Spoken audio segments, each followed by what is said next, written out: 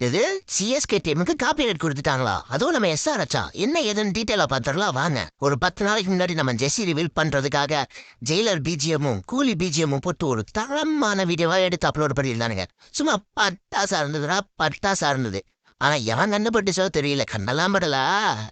அடுத்த 1 மணி நேரத்துல SRH team copyright கொடுத்துருச்சு. அந்த ரைட்ஸ் எங்க கிட்ட தான் இருக்குன்ட்டு. இரு எப்படி எஸ்ஆர்எச் வந்து காப்பிரைட் கொடுக்கலாம்? அதெல்லாம் சன் பிக்சர்ஸோட தானே. அட முட்டா பசங்களா, சன் பிக்சர்ஸ் டீம் தான் எஸ்ஆர்எச். அட போகலாம். ஸோ அவங்க காப்பிரைட் கொடுத்துட்டாங்க. நேற்று கோர்ட்டில் கேஸும் போட்டாங்க.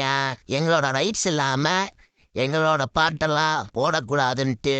ஸோ அனிருத்தி இசையமைத்த ரஜினி நடித்த கோலி பீஜமும் போட முடியாது, ஜெயிலர் பீஜமும் போட முடியாது. சரி, நம்ம தலைக்கு நம்ம பாட்டா இல்லை நம்ம தளபதி பாட்டை இறங்கி விட வேண்டிதான். பிசில் போட்ட சாங் இருக்கு, இல்லை ஜனநாயகன் சாங் இருக்கு. ஏன்னா சாங் வேணாலும் அதை போட்டுக்கோ. நம்ம தளபதி படத்துல இருந்து ஒருத்தனை காப்பிரைட் கொடுக்க மாட்டான். இல்லையா, நமக்கே இருக்கு. 15 வருஷமா விசில் போட்டு சாங்க நமக்கு தெரிய இருக்கு. சென்னை சூப்பர் கிங்ஸுக்கு விசில போட்டு தள்ள வேண்டியதா.